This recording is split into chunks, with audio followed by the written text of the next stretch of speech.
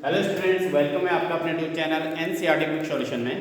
तो स्टूडेंट्स, आज हम डिस्कस करेंगे वर्ष 2020 के वार्षिक परीक्षा का एक मॉडल पेपर पर हम डिस्कस करेंगे, जिसके अंतर्गत मैथमेटिक्स के जो क्वेश्चन आए हुए हैं उन्हें हम स्टार्ट करेंगे। ठीक है, और इसी मॉडल पेपर के हिसाब से आपने 2020, 2019 और 2018 के मॉडल पेपर आपने अपने प्रिपरेशन करनी है बोर्ड एग्जाम के लिए, जो एग्जाम आपके 28 मार्च से स्टार्ट होने वाले हैं।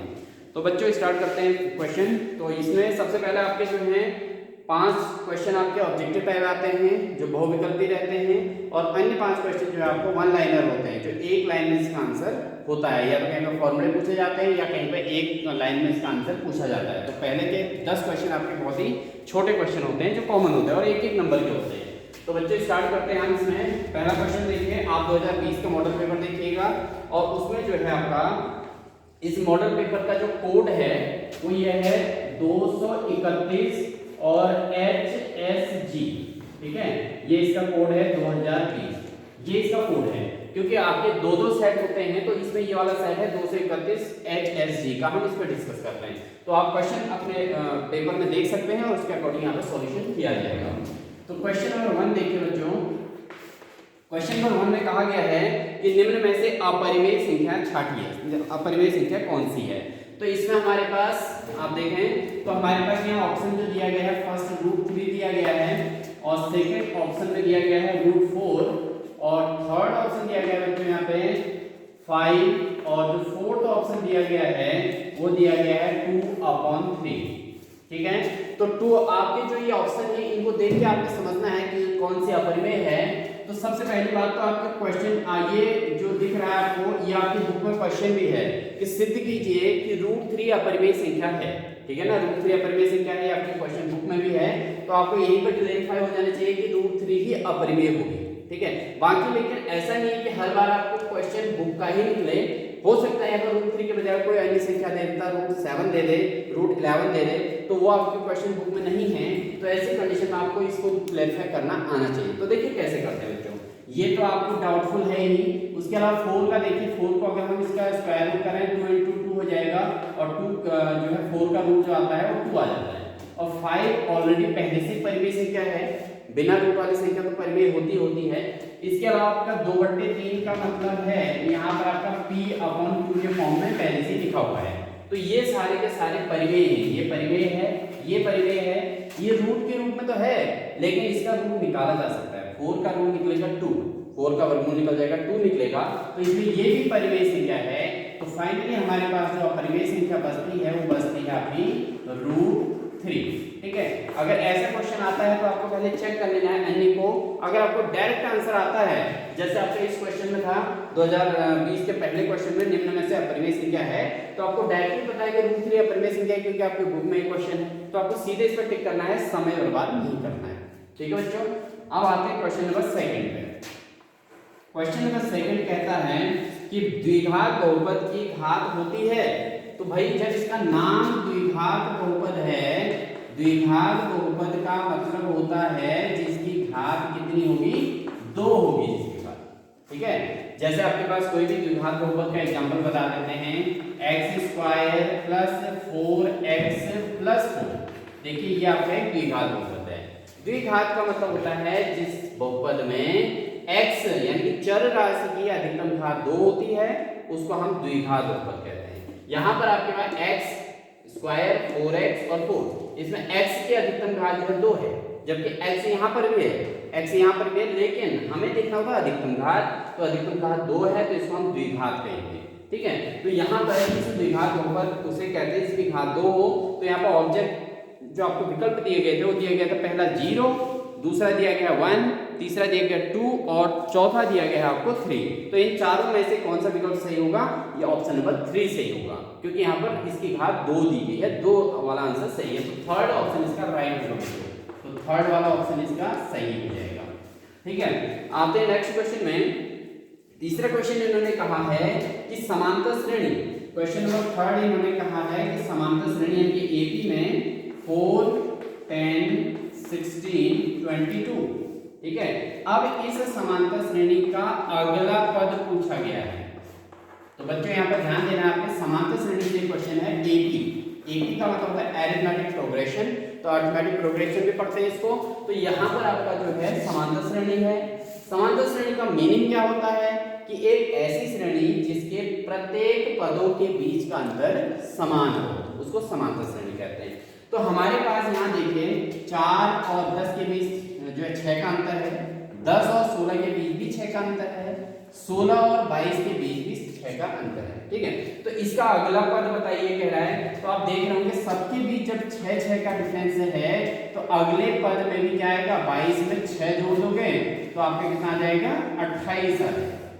ठीक है बच्चों, तो देखिए यहाँ पे 4 और 10 के बीच में 6, 10 और 16 के बीच में 6, 16 और 22 के बीच में 6 और 22 और 28 के बीच में भी 6, तो ये आपका 28 इसका आंसर हो जाएगा। क्योंकि ये ऑब्जेक्टिव क्वेश्चन है, विकल्प वाला क्वेश्चन है, तो इसमें आप सीधा आपने सही आंसर को देखना है। तो इसके जो ऑप्शन दिए थे बच्चों देखिए 26 दिया था, दूसरा ऑप्शन दिया है इसका 28 और थर्ड ऑप्शन दिया गया है 30 और जो फोर्थ ऑप्शन दिया गया है बच्चों यहाँ पे 32 यानी कि 32 दिया गया है। तो कंफ्यूजन आपको हो सकता है उस बच्चे को जिसको ये नहीं आता है। जिस बच्चे को आता है तो उसको देखना है सीधे पहले और दूसरे के बीच कितना डिफरेंस है, दूसरा और तीसरे के बीच, तीसरा और चौथे के बीच, चौथे और पांचवें के बीच। आपको वही डिफरेंस चौथे और पांचवें के बीच निकाल देना है। 22 में 6 जोड़ेंगे तो 28 आएगा। आपका ऑप्शन नंबर यहाँ पर सेकंड सही हो जाएगा। ठीक है, तो इस तरीके से आप इसको निकाल। अगर ये क्वेश्चन आपका 5वें प्रश्न से आगे को आता है, 6ठे 7वें क्वेश्चन में अगर इस टाइप से क्वेश्चन पूछा जाता का अगला पद ज्ञान कीजिए, तो आपको उस स्थिति में आपको A5 A1 A2 A3 A4 A5 आपको लगाना था A5 बराबर A4 प्लस D। चूंकि यहाँ पर D जो आ रहा है बच्चों 6 का डिफरेंस है, D का मतलब डिफरेंस होता है, तो आपका A4 का मतलब है 22, A4 मतलब चौथे नंबर का पद 22 है और 22 में 6 जोड़ देंगे तो बन जाएगा 28। तो आपको वहां पर इस तरीके से रिप्रेजेंट करना पड़ेगा। ठीक है, अगर आपका क्वेश्चन 5वें से 6ठे से आगे को आता है इस टाइप का। ठीक है, और अगर ऐसे ऑब्जेक्टिव में आता है तो आपको सीधा अनुमान लगाना है, एक्यूरेट आंसर निकालना है और उसके बाद सीधे उस पर टिक लगा देना है, आंसर को लिख देना है। ठीक है, तो ये आपका क्वेश्चन नंबर 3 कंप्लीट हुआ। अब बात करते हैं क्वेश्चन नंबर 4 की। क्वेश्चन नंबर 4 इन्होंने कहा है यदि एक वृत्त का परिमाप और क्षेत्रफल संख्यात्मक रूप से बराबर है। तो इन्होंने दिया एक वृत्त है और उसका परिमाप और उसका क्षेत्रफल वो संख्यात्मक रूप से बराबर है। तो देखिए बच्चों, तो उस वृत्त की त्रिज्या क्या होगी, तो यहाँ पर इसको हम सॉल्व करके बता देते हैं आपको कैसे होगा करके। तो यहाँ पर सबसे पहले तो हम मान लेते हैं माना त्रिज्या। देखिए अब वृत्त का क्षेत्रफल, एक ही वृत्त की बात कही गई है और उसका परिमाप और क्षेत्रफल बराबर है कहा गया है। तो माना त्रिज्या हमने r मान ली। अब आपको पता होना चाहिए कि वृत्त का जो है परिमाप, वृत्त का परिमाप और परिधि दोनों एक ही बात होती है, 2πr। देखिए इसको समझिए, ये एक वृत्त है, वृत्त को परिमाप क्या होगा इसको आपको एक्सप्लेन कर देता हूं। एक वृत्त का जो सेंटर से लेके, केंद्र से लेके परिधि तक की दूरी को कहते हैं त्रिज्या, इसको कहा जाता है त्रिज्या कहा जाता है। अब इस त्रिज्या में अगर आप बिंदु A से चलना प्रारंभ करते हैं तो ऐसे करके घूमकर अगर आप जाएंगे तो ऐसी स्थिति में आपका जो है टोटल बन जाएगा परिधि, इसको कहते हैं परिधि। ठीक है, तो परिधि का सूत्र होता है आपका 2πr और परिधि को ही परिमाप कहते हैं। परिधि और परिमाप एक ही चीज होती है बच्चों, आपको इसमें कंफ्यूजन नहीं करना है कि परिधि क्या है और परिमाप क्या है। परिमाप और परिधि दोनों का अर्थ एक ही होता है। तो अब आपके पास वृत्त की परिधि 2πr होगी और जो वृत्त का क्षेत्रफल का मतलब ये भाग कहलाता है क्षेत्रफल, इसके अंदर का ये गोले के किनारे से कोई मतलब नहीं होता है क्षेत्रफल में। क्षेत्रफल का मतलब है ये वाला हिस्सा, ये जो बीच का हिस्सा है। जैसे आपने रोटी देखी, एक रोटी एक वृत्त का आकार की जब बनती है तो उसका जो जितना हिस्सा उसमें आटा लगा है वो उसका क्षेत्रफल होता है, और उस रोटी के आकार में अधिकतम गोलाई जो होती बनी हुई होती है उसको उसकी परिधि कहते हैं या परिमाप कहते हैं। तो यहाँ पर वृत्त की जो परिधि है 2πr होगी और इसका जो क्षेत्रफल हो गया वो πr² हो गया, क्षेत्रफल हो गया πr²। ये क्वेश्चन आपका बुक में है, ऑब्जेक्टिव टाइप ही क्वेश्चन है ये, आपके जो है वृत्त वाले चैप्टर के अंतर्गत ये ऑब्जेक्टिव क्वेश्चन है। तो यहाँ से आप देखेंगे आपका पाई से पाई कैंसिल हो जाएगा दोनों ओर। यहाँ पर आप देखेंगे लेफ्ट साइड में r1 है, इसके बाद r2 है, तो एक r से एक r भी कैंसिल हो जाएगा। तो आपके पास यहाँ क्या बचा 2 बच जाता है और इधर r से r1 कैंसिल हुआ तो एक ही r बचता है, तो r इक्वल टू आपका जो है 2 आ जाता है। तो इस प्रकार से आपको पता चल जाएगा कि त्रिज्या बराबर क्या हो गई 2। ठीक है, तो त्रिज्या यहाँ पर 2 मात्रक, क्योंकि यहाँ पर इनके मात्रक सेंटीमीटर वगैरह कुछ नहीं दे रखे हैं, तो 2 मात्रक इसका आंसर हो जाएगा। तो ऐसे करके इसे सॉल्व करते हैं। पहले वृत्त की परिमाप का सूत्र लगा देंगे 2πr, फिर वृत्त के क्षेत्रफल का सूत्र लगा देंगे, और दोनों बराबर है कह रखा है, दोनों संख्यात्मक रूप से बराबर है कह रखा है, तो 2πr बराबर πr²। तो आप पाई से पाई कैंसिल, आप से एक आर कैंसिल, तो एक ही आर हमारे पास बचेगा और इधर बचेगा हमारे पास 2। तो इस तरीके से इसको आप आर निकाल सकते हैं। तो यहाँ पर आपको ऑप्शन दिए थे, एक तो दिया गया था, पहला ऑप्शन दिया गया था 2 दिया गया था, और दूसरा ऑप्शन दिया गया था 4, और तीसरा दिया गया था पाई। देखिए ये कंफ्यूजन करने के लिए दिए रहते हैं, और फोर्थ वैल्यू जो दी गई है वो दी गई है 7। तो इसमें से हमारा जो आंसर निकला है वो 2 निकला है। जो बच्चा क्वेश्चन को सॉल्व करके निकालेगा उसका आंसर हमेशा एक्यूरेट आंसर निकलता है ऑब्जेक्टिव में, और खाली तुक्के लगाने वाले बच्चे को यहाँ पर कंफ्यूजन रहेगा कि 7 भी हो सकता है, वो सोचेगा पाई भी हो सकता है, कोई पाई पर टिक लगा देता है, कोई 4 पर लगा देता है। तो ये आपको गलती नहीं करनी है, आपको क्वेश्चन को बिल्कुल सॉल्व करना है छोटे रूप में और जल्दी से उसका आंसर निकाल देना है।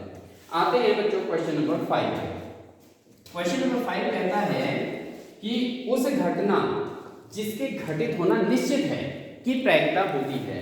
देखो निश्चित जिस घटना के घटित होने की होती है उसमें प्रायिकता का हिसाब बिल्कुल बराबर हो जाता है, यानी कि उसकी प्रायिकता का योग जो आंसर आता है वो 1 आता है, क्योंकि उस घटना ने होना ही होना। जैसे आपसे अगर बच्चों कहा जाए, पहला हम इसको लिखते हैं कि निश्चित घटना की प्रायिकता, तो यहाँ पर क्वेश्चन पूछा गया है निश्चित घटना की प्रायिकता, तो इसकी जो प्रायिकता होती है बच्चों, इसकी प्रायिकता होती है 1 होती है, ठीक है। तो यहाँ पर जो आपको ऑप्शन दिए गए हैं, एक तो 0 दिया गया है पहला ऑप्शन, और दूसरा ऑप्शन आपको दिया गया है यहाँ पर 1/2, और थर्ड ऑप्शन आपको जो दिया गया वो 0 दिया गया है, और जो फोर्थ ऑप्शन दिया गया है बच्चों यहाँ पे 2 दिया गया है, ठीक है। तो निश्चित घटना की प्रायिकता आपकी क्या होती है 1 होती है, तो थर्ड ऑप्शन आपका दिया गया है 1, और यही इसका आंसर होगा, क्योंकि निश्चित घटना का मतलब है कि जिसका होना तय है, फिक्स है, ठीक है, जो होना ही होना है। जैसे अगर आपकी क्लास में माना 20 बच्चे हैं और 20 के 20 बच्चे मेहनत कर रहे हैं, तो आपकी क्लास के सारे 20 के 20 बच्चे पास होंगे, तो इस घटना की निश्चित घटना इसको हम कह सकते हैं, ठीक है। अन्य भी बहुत सारे एग्जांपल हो सकते हैं, जैसे अगर आपने एक सिक्के को उछाला, सिक्के के दोनों ओर हेड लिखा है, और सिक्के को दोनों उछालने पर हेड आने की प्रायिकता ही पूछी जाए, तो आपके पास चांस 2 हैं और दोनों साइड हेड लिखा है, तो भाई दोनों साइड हेड है तो 2/2 आंसर होगा, तो 1 आ जाएगा, क्योंकि यहाँ पर टेल तो आ ही नहीं सकता। क्यों नहीं आ सकता? क्योंकि टेल तो दोनों साइड में कहीं है ही नहीं, तो दोनों साइड जो हेड है तो दोनों साइड हेड ही आएगा, ठीक है। इस तरीके से आप इसको समझ सकते हैं। तो निश्चित घटना इसी को कहते हैं। अनिश्चित घटना होती है जिसका पता ना हो, ठीक है। चलिए अब बात करते हैं क्वेश्चन नंबर 6 पे। तो ये थे आपके ऑब्जेक्टिव क्वेश्चन, बहुत इजी क्वेश्चन आते हैं, देखिए बच्चों इतने जल्दी से आसानी से सॉल्व हो जाते हैं। अब बात करते हैं क्वेश्चन नंबर 6 पे।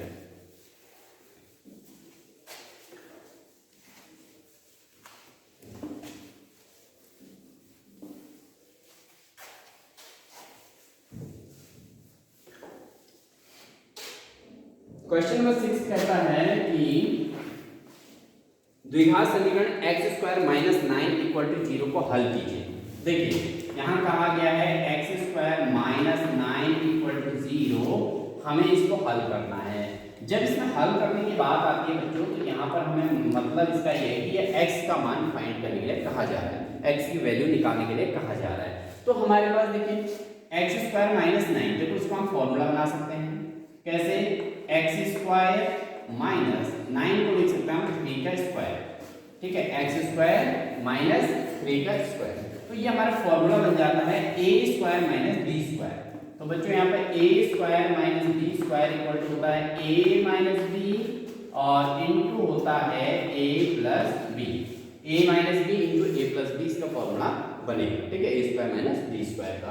तो देखिए क्या हो जाएगा, हमारा हो जाएगा एक x - 3, ठीक है, a हमारा x हो गया, b की जगह कौन आ रहा है 3 आ रहा है, a - b, और दूसरे में क्या आ जाएगा a + b, x - 3 और x + 3 = 0, ठीक है। अब इसका हम अगर हल करेंगे तो ऐसे स्थिति में तब क्या आ जाएगा x - 3 = 0। क्यों ले लेंगे भाई? क्योंकि x - 3 अगर हमें रखना है लेफ्ट साइड, तो ये x + 3 जाएगा राइट साइड, और ये कहाँ जाएगा 0 के अपॉन में जाएगा, और जब 0 के अपॉन में जाएगा तो ये भी 0 हो जाएगा। तो हमारे पास x माइनस 3 इक्वल टू 0 बचेगा। तो इससे x इक्वल टू क्या हो जाएगा, -3 जब राइट हैंड साइड जाएगा तो प्लस का 3 आ जाएगा। तो x इक्वल टू +3 आ गया एक आंसर। और दूसरा, अगर हम x प्लस 3 इक्वल टू 0 कर देते हैं, ठीक है, अगर x प्लस 3 को हम ले लेते हैं और ये x माइनस 3 को हम राइट हैंड साइड ले जाएंगे, तो ये जब अपॉन में जाएगा तो 0 के अपॉन में जाके ये भी 0 हो जाएगा। तो x प्लस 3 इक्वल टू 0, तो x इक्वल टू क्या बन जाएगा, -3 बन जाएगा।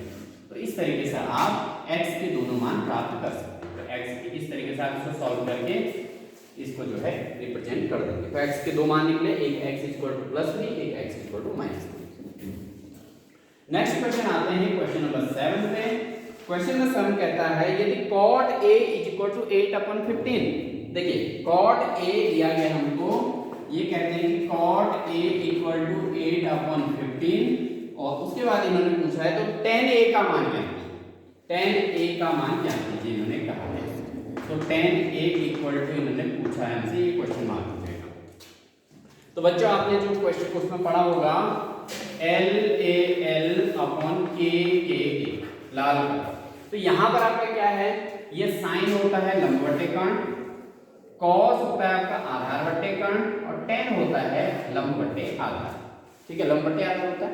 भाई tan का अपोजिट क्या होता है आपका, cot होता है। ठीक है, tan का अपोजिट क्या होता है, cot होता है। ठीक है, तो देखिए यहां से समझिए, अगर आपको निकालना है cot a दिया है तो tan a पूछा गया है, तो आपका सूत्र होता है, क्योंकि tan a इक्वल टू होता है 1/cot a। tan a equal क्या होता है 1/cot a, यानी कि tan a जो है cot a का उल्टा है, cot a जो है tan a का उल्टा है, दोनों एक दूसरे के अपोजिट हैं। तो यहां से समझें तो हमारे पास क्या हो जाएगा, tan a इक्वल टू हो जाएगा 1/, ध्यान से समझेंगे इसको, 1/8/15 हो जाएगा, 1/8/15। और ये जब जाएगा तो 15 ऊपर आ जाता है, तो 15/8 इसका आंसर हो जाएगा। तो इसका हमारा tan a क्या आ जाता है, 15/8, ये इसका आंसर हो जाएगा। क्योंकि अगर ऑब्जेक्टिव में होता, अगर ये विकल्प वाले 5 क्वेश्चनों में हो, तो आपको सीधे सीधे दिमाग में लगाना है कि tan a अगर 8/15 दे रखा है तो cot a ठीक उल्टा हो जाता है, 15/8 हो जाता है। आपको सीधे सीधे आंसर टिक कर देना है। लेकिन यहाँ पर आपका जो है सातवें को मैंने बताया, छठे से आपको जो है लिख के बताना है आंसर। ठीक है, रिटन फॉर्म में करना है, पूरा सॉल्व करके दिखाना है। तो cot a equal to 8/15, then tan a equal to 1/cot a, 1/cot a का मतलब 1/8/15 और 8/15 को अगर उल्टा करेंगे तो 15/8 हो जाता है। ठीक है, तो tan a equal to 15/8 one answer निकल जाएगा। तो इस तरीके से आप इस क्वेश्चन को कर सकते हैं, ये भी आपका 1 नंबर का था। नेक्स्ट क्वेश्चन आते हैं। नेक्स्ट क्वेश्चन कहता है, क्वेश्चन नंबर 8 कहता है, देखिए यहाँ पर क्वेश्चन नंबर 8 है, ये कहता है कि दो समरूप त्रिभुजों की भुजाएं, दो समरूप त्रिभुजों की भुजाएं 4:5 के अनुपात में हैं, उनके क्षेत्रफलों का अनुपात बताइए। तो बच्चों यहाँ पर देखिए, आपके जो दो त्रिभुजों की भुजाओं का अनुपात दिया है और उनके क्षेत्रफलों का अनुपात पूछा गया है, दो समरूप त्रिभुज हैं ये। तो यहाँ पर हमारे पास जो क्षेत्रफलों के लिए सूत्र होता है वो होता है क्षेत्रफलों का अनुपात, क्षेत्रफलों का जो अनुपात होता है वो होता है आपका भुजाओं के वर्गों का अनुपात, भुजाओं के वर्गों का अनुपात, या ऐसा भी कह सकते हैं कि भुजाओं के अनुपात का वर्ग, भुजाओं के अनुपात का वर्ग भी कह सकते हैं। तो हमारे को देखिए यहाँ भुजाएं तो दे रखी है हमको, भाई भुजाओं का जो अनुपात दे रखा है 4:5, ये हमको दिया गया है। इन्होंने कहा दो समरूप त्रिभुजों की भुजाएं 4:5 में हैं और उनके क्षेत्रफलों का अनुपात ज्ञात कीजिए। तो बच्चों बहुत सिंपल क्वेश्चन है ये, 8वां क्वेश्चन। सूत्र याद रखना है कि जो क्षेत्रफलों का अनुपात होता है वो भुजाओं के वर्गों के अनुपात के बराबर होता है। तो भाई क्षेत्रफलों, आपको भुजाओं का अनुपात दिया है 4:5, तो क्षेत्रफलों का अनुपात निकालना कितना सरल है। देखिए क्या कर देंगे, 4/5 अनुपात को ऐसे लिखते हैं और इसका कर देंगे वर्ग। ठीक है, दोनों का वर्ग कर देना है, 4 का वर्ग हो जाएगा 16 और 5 का वर्ग हो जाएगा 25। तो आपका ये अनुपात कितना आ गया, 16:25, इसका आंसर निकल जाएगा। बहुत सिंपल क्वेश्चन होता है ये, बहुत सिंपल। आपको ये याद रखना होता है कि जो त्रिभुजों के, दो समरूप त्रिभुजों में ये नियम लगता है सभी में नहीं लगेगा। ऐसे त्रिभुज जो आकार में तो बड़े छोटे हो सकते हैं लेकिन बनावट के अकॉर्डिंग एक जैसे हों, आकार में एक जैसे हों लेकिन उनके माप जो है अलग अलग हो सकती है, ठीक है ना। तो इस तरीके से तो यहाँ पे क्षेत्रफलों का अनुपात बराबर भुजाओं के वर्गों का अनुपात। समरूप की स्थिति आपको समझा देते हैं। दो त्रिभुज आपने ले लिए इस तरीके से, ये ले लिया और एक ये ले लिया, ये दोनों समरूप है। अगर आपने इसको 2 ले रखा है इसको 4 ले लो, ये 3 है इसको 6 ले लो, ठीक है, इसको 7 ले रखा है तो इसको 14 ले लो, ठीक है। तो इस तरीके से तो इनका जो भुजाओं का अनुपात है वो एक जैसा होना चाहिए। तो ऐसी स्थिति में इनके जो अंदर के कोण होते हैं वो बिल्कुल बराबर होते हैं। अगर यहाँ जो है जितने अंश का भी आप यहाँ पे उतना ये भी होगा, ये कोण जो है इसके बराबर होगा और ये थर्ड कोण जो है थर्ड कोण के बराबर होगा, क्योंकि समरूप त्रिभुजों की शर्त कही है कि उनके आंतरिक कोण क्रमशः आपस में बराबर होते हैं।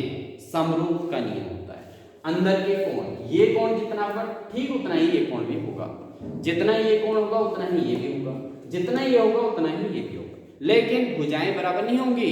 अगर यहाँ पर भुजाएं भी बराबर हो जाएंगी दोनों की तो इसको हम फिर समरूप नहीं कहते हुए इनको कह देंगे सर्वांगसम, ठीक है। जब बराबर हो जाएंगे तो फिर सर्वांगसम कहलाएगा। लेकिन यहाँ पर समरूप की बात कही है तो एक छोटा और एक बड़ा ही होता है और ऐसी स्थिति में इनके भुजाओं के अनुपात बराबर होता है।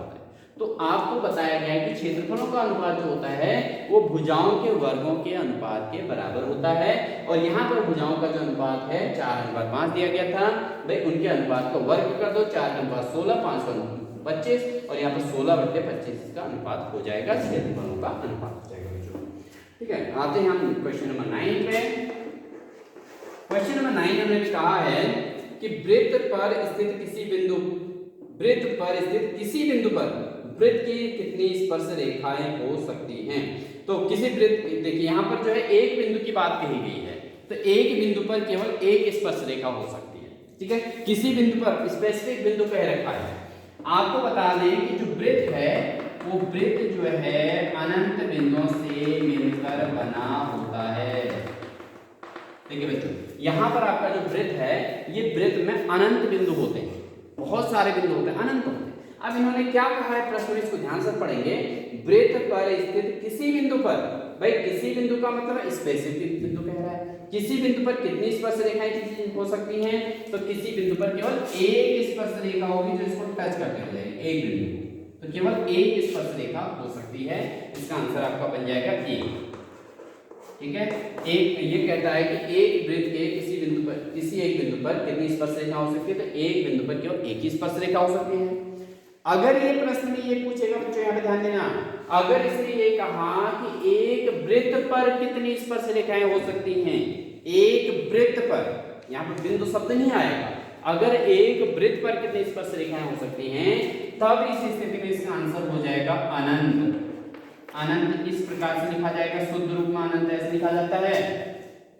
तो इसको एक बार फिर समझिए, अगर वो कहता है कि एक वृत्त के किसी बिंदु पर कितनी स्पर्श रेखा हो सकती हैं तो आपका एक आंसर आएगा।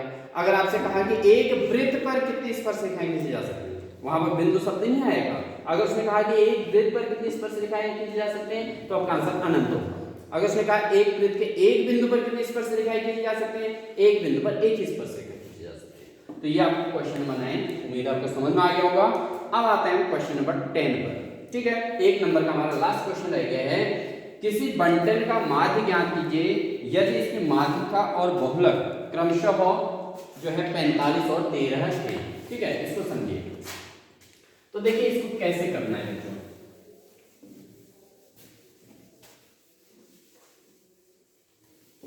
इसके लिए आपको जो है क्वेश्चन में फॉर्मूला याद होना चाहिए। तो देखिए हमको ये कहा गया है क्वेश्चन नंबर 10 है, ये कहते हैं कि माध्य ज्ञात कीजिए। तो यहाँ पे इन्होंने कह दिया माध्य बताना है, माध्य बराबर क्वेश्चन मार्क, ठीक है। माध्य पूछा गया है, साथ ही साथ इन्होंने जो दिया गया है वो दिया है तो माध्यिका दी हुई है। माध्यिका इस प्रश्न में इन्होंने दे रखी है कि माध्यिका में इन्होंने कहा है, माध्यिका इसका है 45 की माध्यिका है। और उसके बाद बहुलक में इन्होंने दिया है, बहुलक दिया है इन्होंने 13, ये इनका बहुलक है। अब ये कहते हैं भाई माध्य ज्ञात कीजिए। देखिए आपके पास जो है इसका फॉर्मूला होता है mode is equal to 3 median -2 mean. देखिए इसका अर्थ क्या है, बहुलक बराबर होता है 3 गुणा माध्यक और -2 इंटू मीन, यानी कि माध्य। ये होता है इसका मेन सूत्र। ठीक है, अगर आपको बहुलक की कंडीशन पूछी जाए तो ये होता है। अब अगर आपसे इसमें पूछ दिया इन्होंने, इस क्वेश्चन में इन्होंने कहा कि माध्य बताइए, तो माध्य निकालने के लिए हमको क्या करना पड़ेगा, अन्य सारे मान रखने पड़ेंगे। अन्य सारे मान रख देते हैं, तो बहुलक की जगह पर हम रख देते हैं 13। उसके बाद 3 इंटू माध्यिका, माध्यिका हमारी है 45। माध्यिका और माध्यक एक ही चीज होती है बच्चों। ठीक है, तो यहाँ पर आपका माध्यिका होगी 45 और -2 इंटू माध्य, ये हमको अभी निकालना है। ठीक है, माध्य हमको पता नहीं। अब हम इसको सॉल्व करेंगे तो ये आ जाएगा 13 बराबर, इसको सॉल्व करेंगे, दोनों को मल्टीपल कर देंगे तो 5 3 15 हासिल 1 और 3 4 12 और 1 13, 135 हो जाएगा और -2 इंटू माध्य हो जाएगा। ठीक है, इस तरीके से कर सकते हैं। उसके बाद आपको 135 को लेफ्ट साइड लेना है। 135 को लेफ्ट साइड लेंगे तो 13 - 135 बराबर -2 इंटू माध्य बचेगा अपनी जगह पे, 2 इंटू माध्य बचेगा। इसमें से 135 में से 13 घटा देंगे तो आ जाएगा 122। 122 आ जाएगा माइनस में और यहाँ -2 इंटू माध्य आ जाएगा और इससे जो है माइनस माइनस दोनों कैंसिल, तो आपका माध्य बराबर क्या निकलेगा बच्चों, माध्य बराबर आ जाएगा 122/2। तो ये आप सॉल्व कर दें, 2 6 12 2 एकदम 2, यानी कि माध्य बराबर आ गया आपका 61। माध्य इक्वल टू आ जाएगा 61। ठीक है, तो इस तरीके से आप इसका माध्य निकाल सकते हैं। ये क्वेश्चन नंबर आपका 10 कंप्लीट हुआ। देखिए इस सूत्र को हम चाहते हैं तो पहले ही सूत्र को भी चेंज कर सकते हैं। हम चाहें तो माध्य को अलग कर दें। ठीक है, आपका फॉर्मूला होता है बहुलक बराबर 3 इंटू माध्यक -2 इंटू माध्य होता है। ये सूत्र आपका फिक्स है, इसको आपको रटना पड़ेगा, याद करना पड़ेगा। दो तरीके हैं याद करने की किसी फॉर्मूले की, या तो आप उसको इंप्लीमेंट कीजिए, सूत्र का यूज कीजिए, इंप्लीमेंटेशन मींस होता है यूज करना।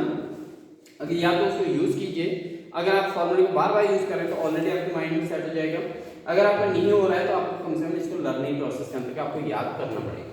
तो बहुलक बराबर 3 माध्यक -2 इंटू माध्य होता है। अगर आप माध्य को यहीं पर अलग कर दें, बहुलक को इसको माध्यक को इधर ले लेंगे तब भी आपका हो जाएगा। देखिए कैसे करेंगे इसको बता देता हूँ। आपको अगर माध्यक निकालना है तो -2 इंटू माध्य बराबर ये माध्य 3 इंटू माध्यक लेफ्ट साइड आ जाएगा तो बन जाएगा बहुलक, बहुलक माइनस हो जाएगा आपका माध्यक 3 इंटू माध्यक हो जाएगा। और उसके बाद आप क्या करेंगे, इन सबके चिन्ह बदल देंगे, सभी के चिन्ह चेंज कर देंगे। तो यहाँ पर आपको क्या हो जाएगा, ये प्लस का हो जाएगा 2 इंटू माध्य इक्वल टू ये प्लस का हो जाएगा तो ये आगे आ जाएगा 3 इंटू माध्यक हो जाएगा और माइनस बहुलक जो है इसका चिन्ह बदल जाएगा क्योंकि सबके चिन्ह बदल देते हैं, माइनस का हो जाएगा। तो बहुलक को हमने माइनस के होने की वजह से पीछे लिख दिया, बाद में लिख दिया। तो इससे माध्य बराबर क्या बन जा रहा है, माध्य बराबर बन जाएगा 3 इंटू माध्यक माइनस बहुलक और बट्टे में आ जाएगा यहाँ पे, बट्टे में आ जाएगा 2। इस तरीके से माध्य बराबर 3 इंटू माध्यक माइनस बहुलक टोटल के बट्टे में 2। आप ऐसा नहीं इसको देखो, आपको सूत्र जैसे याद हो जाए उसको कीजिए, क्योंकि अधिकांश क्वेश्चन में होता क्या है कि आपको बहुलक पूछ देता है, माध्यक और माध्य दिया रहेगा और बहुलक पूछा जाए, तब तो आपके लिए ये सूत्र बहुत ही पड़ेगा। क्योंकि बहुलक पूछा जाता है 3 इंटू माध्यक कर दो और -2 इंटू माध्य कर दो, जितना आएगा घटा दो, सीधा आंसर निकल जाएगा। तो आप सूत्र किसी भी प्रकार से याद कर सकते हैं, इसको याद करें, इसको याद करें, इसको याद करें, जैसे भी करेंगे आपका काम चल जाएगा। ठीक है, तो ये था हमारा क्वेश्चन नंबर 10। अब बात करते हैं नेक्स्ट क्वेश्चन पे। क्वेश्चन नंबर 11 कहता है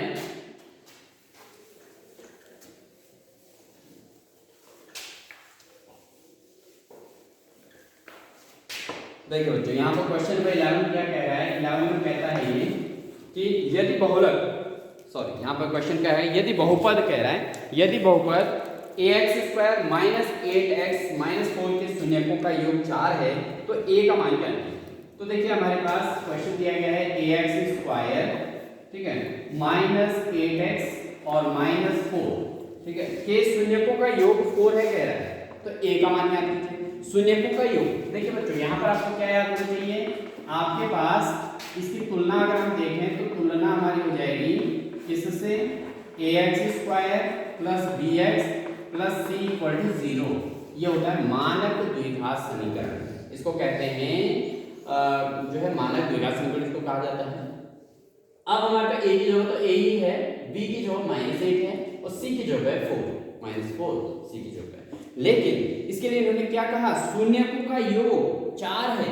इन्होंने कहा है कि शून्यकों का योग इन्होंने दिया है, शून्यकों का योग इन्होंने कहा है कि 4। ठीक है, अब हमें क्या करना होगा बच्चों, यहाँ पे हमें क्या करना है, शून्यकों का योग का सूत्र क्या होता है। अगर हम इसे शून्य का अल्फा और बीटा मान लेते हैं तो शून्यकों का योग का सूत्र हमारे पास होता है, सूत्र के अकॉर्डिंग जो होता है अल्फा प्लस बीटा। अगर हम इसके शून्यकों का अल्फा और बीटा मान लें तो शून्यकों का योग का सूत्र होता है alpha plus beta equal to -b/a।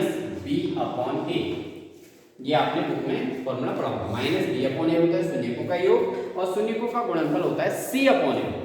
ठीक है, शून्यकों का योग -b/a और शून्यकों का गुणनफल c/a। अब देखिए ये भी शून्यकों का योग 4 दे रखा है, ये भी शून्यकों का योग -b/a। तो भाई -b/a इक्वल कितना हो जाएगा, 4 हो जाएगा। उन्होंने दे रखा है कि भाई शून्यकों का योग जो है उसका मान आप 4 रखिए, 4 रखिए कहा है। और पूछा गया है कि a का मान क्या होगा। देखो अब a का मान कैसे निकलेगा, देखिए हमारे पास x के आगे यहाँ b है, यहाँ x के आगे -8 है, तो भाई b का मान कितना दे दिया हमको, -8 दे दिया। b का मान -8 यूज कर लेंगे क्योंकि यहाँ पर b इक्वल टू आपका -8 है। ठीक है, क्वेश्चन के अकॉर्डिंग तो भाई -8/a इक्वल टू -4, तो माइनस माइनस दोनों कैंसिल हो जाएगा। तो 4 से a को मल्टीप्लाई तो 4a इक्वल टू बचेगा 8, देन a इक्वल हो जाएगा 8/4, यानी कि 8 a इक्वल आ जाएगा आपका 4 2 जा 8, तो a इक्वल हमारा 2 निकल जाएगा, 4 2 जा 8। ठीक है, तो इस तरीके से आप इसको निकाल सकते हैं। ठीक है, उम्मीद आपको समझ में आ रहा होगा। अब बात करते हैं क्वेश्चन नंबर 12। क्वेश्चन नंबर 12 में 2 पूछे गए हैं। आज इस सेट की इस भाग के अंतर्गत हम 12 क्वेश्चन सॉल्व करेंगे। तो क्वेश्चन नंबर 12 आप ले लेते हैं, थोड़ा क्रिटिकल क्वेश्चन है, ध्यान से समझेंगे। 12 क्वेश्चन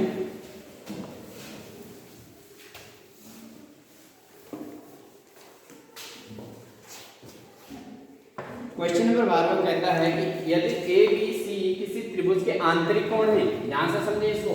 ये कहा गया है बच्चों यहाँ पर ए बी और सी ये किसी त्रिभुज के आंतरिक कोण हमको दे दिए गए हैं, तीनों कोण दे दिए गए त्रिभुज के। और इन्होंने कहा है कि सिद्ध कीजिए। देखो यहाँ थोड़ा क्वेश्चन कठिन है बच्चों, 2 नंबर का ये क्वेश्चन है, सिद्ध करने का क्वेश्चन है। तो कहता है कि sign b plus C upon 2 और cos a/2 ये दिया गया है, और प्लस में दिया गया हमको cos b plus c upon 2 और दिया गया है sin a/2। ठीक है, ये a/2 हमको दिया गया है और प्रूव करने के लिए कहा गया है कि इक्वल टू 1 निकाल के यहाँ पे दिखाना है। ठीक है, इस क्वेश्चन को भी ध्यान से समझिए। अब इस त्रिभुज में आपको जब कह दिया गया है कि ये त्रिभुज जो है आपका ए बी सी इसके आंतरिक कोण हैं, ये आपको कह दिया गया है। तो देखिए जब आंतरिक कोण हैं तो हमारे पास क्या होगा, क्योंकि आंतरिक कोणों का योग कितना होता है बच्चों, आंतरिक कोणों का योग हमारा होगा 180 अंश। आंतरिक कोणों का योग a प्लस बी प्लस सी, 3 कोण यहाँ पर है, एक कोण, दूसरा कोण और तीसरा कोण, इनका योग कितना होता है 180 अंश होता है। तो 180 अंश इनका योग हो जाएगा। ठीक है, इसको ध्यान देना है। अब आपके पास देखिए इसको आप देखिए तो b प्लस सी, अगर यहाँ भी b प्लस सी चाहिए तो यहाँ भी b प्लस सी चाहिए। तो देखो क्या हो जाएगा, b प्लस सी को अगर हम इसमें से अलग करेंगे तो हमारा आ जाएगा 180 अंश माइनस हो जाएगा a। ठीक है, तो b प्लस सी बराबर हो जाएगा 180 अंश माइनस a हो जाएगा। ठीक है, अब हमको यहाँ क्या चाहिए बच्चों, इसके बट्टे में 2 चाहिए, इसके बट्टे में कितना चाहिए 2 चाहिए। तो बट्टे में 2 चाहिए तो b प्लस सी के बट्टे 2 कर दो और यहाँ इनके भी बट्टे में 2 कर दो। भाई जब 2 से डिवाइड करोगे तो पूरे इक्वेशन को करना पड़ेगा, ऐसा नहीं कि एक जगह पर हमको जरूरत है b प्लस सी के बट्टे में 2 चाहिए तो यहाँ नहीं करेंगे, ऐसा नहीं करना है, दोनों साइड करना है, जो चेंज करोगे दोनों साइड करना, सबको मिलना है। तो b प्लस सी बट्टे 2 बराबर कितना हो जाएगा 180 बट्टे 2 हो जाएगा आपका 90 और माइनस a अपॉन 2, ये ऐसे ही, ठीक है, इतना हो जाएगा। अब आपको चाहिए क्या, b प्लस सी अपॉन 2 मिल गया आपको। अब आपको चाहिए साइन, जब साइन चाहिए तो दोनों साइड साइन लगा दोगे, दोनों साइड साइन लगा दोगे तो हमारा क्या हो जाएगा, साइन, ये बन जाएगा b plus C upon 2 equal to, यहाँ भी हो जाएगा साइन 90 माइनस a अपॉन 2, ये हो जाएगा। और साइन 90 माइनस a अपॉन 2 क्या हो जाएगा बच्चों, ये हो जाता है sine 90 minus theta, sine 90 minus theta equal to क्या हो जाता है, कॉस थीटा हो जाता है। तो यहाँ पे चूंकि sine 90 minus theta is equal to हो जाता है कॉस थीटा, तो ये आपका बन जाएगा बच्चों, यहाँ पे क्या बन जाएगा, इक्वल टू हम इसको लिख सकते हैं कॉस a अपॉन 2, क्योंकि हमारे पास फॉर्मूले में साइन है, 90 की जगह 90 है, थीटा की जगह पे बच्चों यहाँ पे a अपॉन 2, तो cos थीटा मतलब cos a अपॉन 2 बन जाता है इस तरीके से। दूसरी ओर आप देखिए कि यहाँ तो हमको साइन की जरूरत थी, ऐसे हमको यहाँ पर cos की जरूरत है, cos b plus C upon, देखो b प्लस सी अपॉन 2 तो हमारे पास से आया हुआ है, इसी में cos भी यूज कर लेंगे, तो इसी में अगर हम cos लगा दें बच्चों तो हमारा आ जाएगा cos b plus C upon 2 equal to बन जाएगा cos b plus C upon 2 क्या बन जाएगा, यहाँ भी cos देना पड़ेगा, तो यहाँ आ जाएगा cos 90 माइनस a अपॉन 2, तो cos 90 माइनस थीटा इक्वल हो जाता है sin थीटा, यानी कि sin a अपॉन 2 इसका आ जाएगा। बस अब इन दोनों का इंक्रीमेंट हमने यहाँ कर लेना है, इसमें वैल्यू रखेंगे तो हमारा आंसर निकल सकता है sin b plus C upon 2, देखिए sin b plus C upon 2 का आंसर आया है cos a अपॉन 2, ठीक है। अब हम LHS में इसका यूज करेंगे, LHS से मतलब होता है बच्चों यहाँ पर लेफ्ट हैंड साइड, यानी कि यहाँ से यहाँ तक आपका सारा लेफ्ट साइड क्या है, इक्वल टू के राइट साइड को आपको राइट हैंड साइड कहोगे, RHS कहोगे, तो LHS शुरू करते हैं, RHS निकल जाना चाहिए, तो sin b plus C upon 2 की जो वैल्यू आएगी हमारी वैल्यू ये आएगी cos a अपॉन 2, तो यहाँ पर हम रख रहे हैं cos a अपॉन 2, ये हमने इस चीजों पर रख दिया। फिर ये हमको cos a अपॉन 2 दिया है, इस cos a अपॉन 2 को हम ऐसे उतार देंगे, और प्लस यहाँ हमारा है cos b plus C upon 2, तो cos b plus C upon 2 का हमारा आंसर आया है sin a अपॉन 2, तो इसकी जगह को हम sin a अपॉन 2 रख देंगे, ये हो जाएगा हमारा sin a अपॉन 2, और दूसरा हमारा ऑलरेडी sin a अपॉन 2 दिया हुआ है, ठीक है। उसके बाद देखिए cos a अपॉन 2 और cos a अपॉन 2 अगर मल्टीपल होंगे तो बन जाएगा cos स्क्वायर a अपॉन 2 हो जाएगा, cos स्क्वायर a अपॉन 2 यहाँ हो जाएगा, और ये sin a upon 2 sin a upon 2 बन जाएगा हमारा sin स्क्वायर a अपॉन 2। अब यहाँ पर समझे तो बच्चों हमारे पास हो जाता है sin square a plus cos square a equal क्या होता है 1, ठीक है। ये फॉर्मूला आपका होता है sin square theta plus cos square theta equal to 1 है, ये आपकी सर्व समीका है बच्चों, सर्व समीका है आपकी बुक में, तो इस सर्व समीका की हेल्प से आप यहाँ पर सीधे सीधे इसको लिख दोगे, sin स्क्वायर a अपॉन 2 पहले इसको आगे भी लिख सकते हैं, cos स्क्वायर a अपॉन 2 को भी आगे लिख सकते हैं, तो दोनों से प्लस में जब होता है तो आगे इसको भी लिख सकते हैं, तो ये टोटल फाइनली आपका आ जाता है 1 हो जाता है, ये आपका आ जाता है RHS। तो इस तरीके से ये क्वेश्चन प्रूव हो जाता है, यानी इसको आप सत्यापित कर सकते हैं इस तरीके से। तो इतनी प्रक्रिया है, आप चाहो तो अगर एग्जाम में अपने प्रिपरेशन सही करके जा रहे हैं तो आप सीधे सीधे यहाँ से ये लिखकर सीधा आप ये कह सकते हो कि ये इस तरीके से चेंज हो सकता है, शॉर्ट तरीके से बना सकते हैं, अदरवाइज इतना एक्सप्लेन करेंगे तो ज़्यादा ही आपके जो है क्वेश्चन का आंसर हमेशा सही निकलेगा। तो बच्चों ये थी हमारे ये जो है फर्स्ट 2020 यानी कि वार्षिक परीक्षा का जो पेपर आपका पेपर है उसका हमारा पहली क्लास है, ये भाग 1 है, जिसमें हमने 12 क्वेश्चन पर डिस्कशन की है। आप इसको लगातार रिपीट कीजिए और अपने बोर्ड एग्जाम की प्रिपरेशन को मजबूत कीजिए। Thank you.